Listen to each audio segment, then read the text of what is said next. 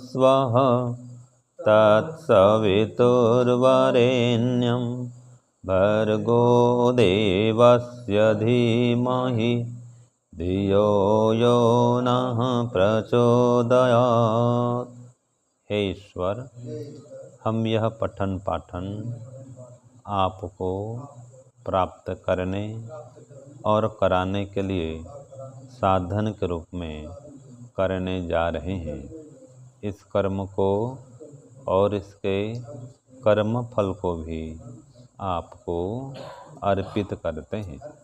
ओम शांति शांति शांति। सबको सादर नमस्ते जी। हमारा वेदांत दर्शन का पाठ चल रहा है, जिसमें हम तृतीय अध्याय का द्वितीय पाद का 5वां सूत्र आज पढ़ने वाले हैं। तो सूत्र संख्या 5, 6, 7 और 8 ये हमारा चलेगा।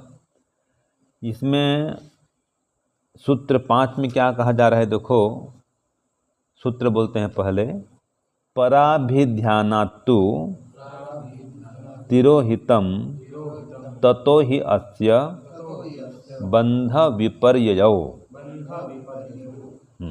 ये सूत्र 5वां। अब इसका प्रश्न लिखिए। अयोगी व्यक्ति का बंधन कैसे होता है? अयोगी व्यक्ति का बंधन कैसे होता है और योगी का मोक्ष कैसे होता है? ठीक है ना। जो योगी है उसका मोक्ष कैसे होता है और जो अयोगी है उसका बंधन कैसे होता है। तो बहुत ही अच्छा विषय चल रहा है। ये तो याद करने लायक है, सूत्र भी याद करने लायक है और विषय भी याद करने के लायक है। तो देखो इसमें क्या कहा, उत्तर में लिखिए, किसी वस्तु में अत्यंत आकर्षण से वह छुपी हुई वस्तु प्राप्त हो जाती है।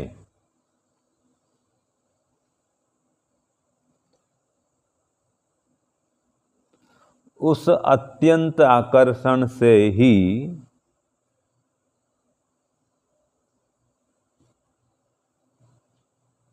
अयोगी व्यक्ति का बंधन और योगी का मोक्ष होता है।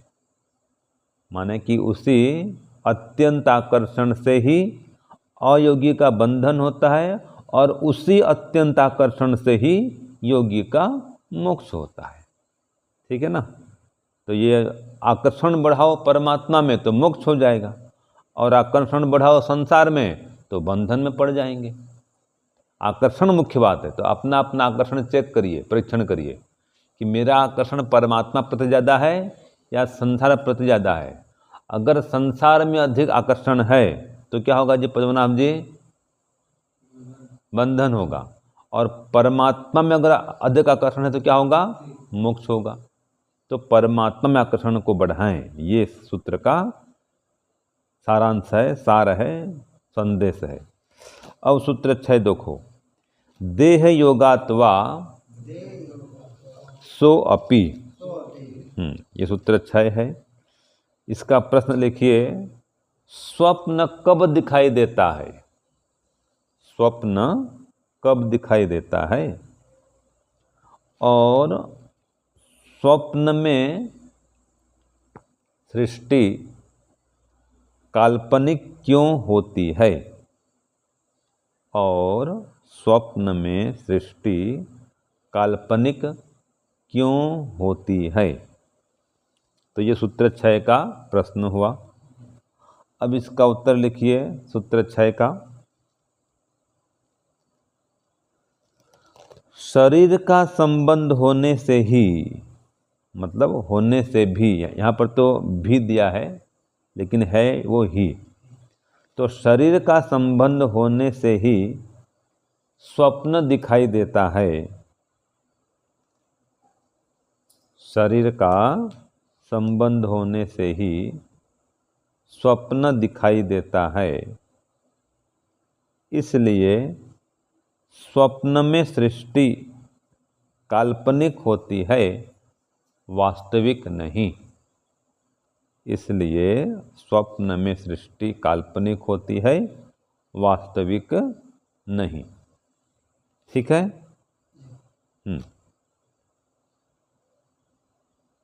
तो देखो इसमें ये भी आता है वैशेषिक दर्शन में कि स्वप्न कब दिखाई देता है, तो आत्मा और मन के संयोग विशेष से और संस्कार से जैसे स्मृति उत्पन्न होती है, स्मृति उत्पन्न होती है, वैसे स्वप्न होता है। तो आत्मा और मन के संयोग विशेष से तथा संस्कार से स्मृति होती है और उसी के समान स्वप्न भी दिखाई देता है। ये आता है वैशेषिक में। अब सूत्र 7 देखिए, बोलिए। तदभावो नाडीषु तत्श्रुते है आत्मनि च। ये सूत्र 7 है। इसका लिखिए प्रश्न। जीवात्मा हृदय से निकली नाड़ियों में कब सोता है? ये प्रश्न हुआ कि जीवात्मा हृदय से निकली नाड़ियों में कब सोता है। ठीक है जी। हाँ, इसका उत्तर लिखिए।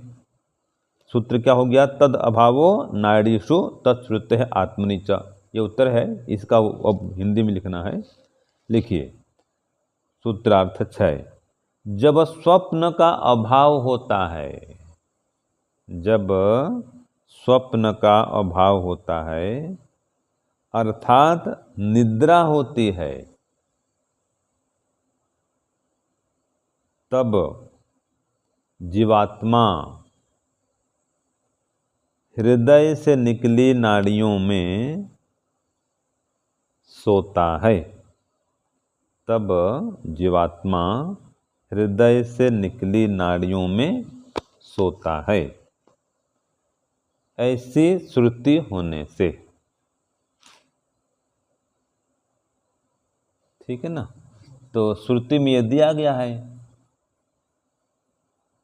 पुरीतत नाम के नाड़ी में वो शयन करता है। आया था ना, हम पहले पढ़े थे ना, ये उपनिषद में पीछे पढ़े थे, है ना जी। तो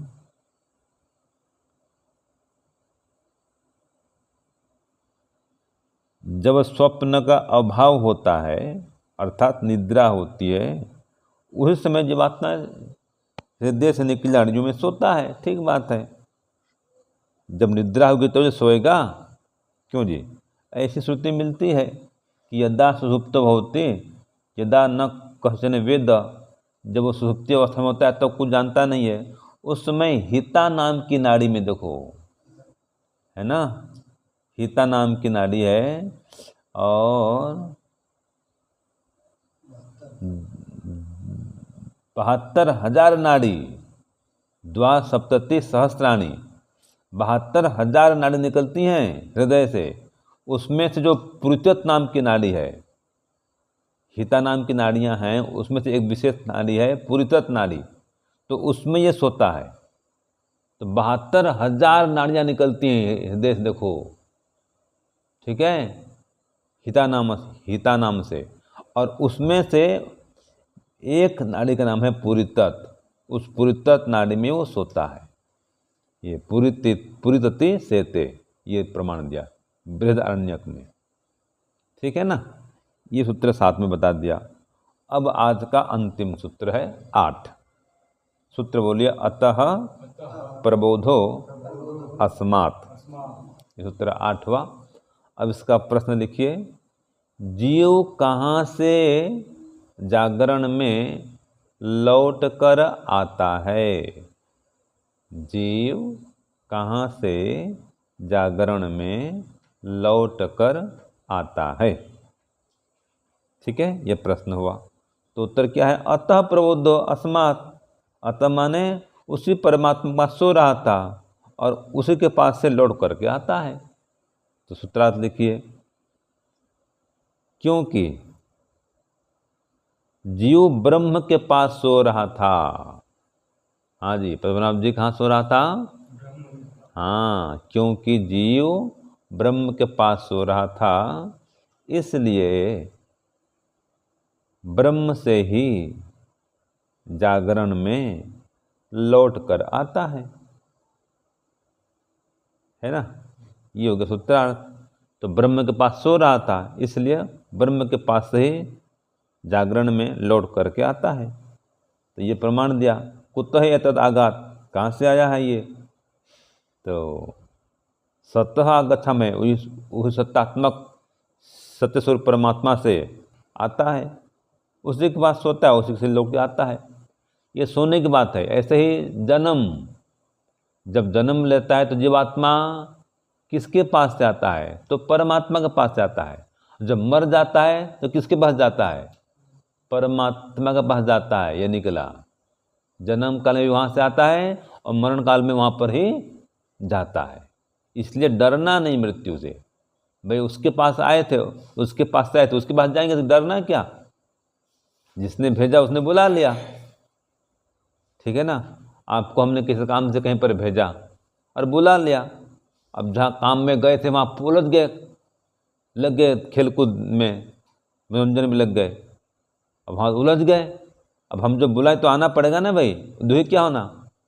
हमने भेजा था, अब बुला तो आ जाओ।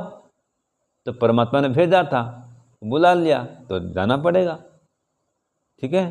तो उसी के पास सो रहे थे, उसी के पास से लौट कर आए हैं जागरण में। तो जन्म भी मरण भी ऐसा ही है। उसी के पास में थे तो भेज दिया, जाओ संसार में जाओ। जन्म हुआ, संसार में आ गए। पर मर जाएंगे तो फिर संसार जाएंगे, तो उसके पास जाएंगे। इसलिए कोई डर भय की बात नहीं है।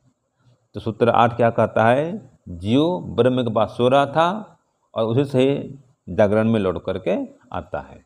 तो सूत्र 8 भी पूरा हुआ, आज का पाठ भी संपूर्ण हुआ।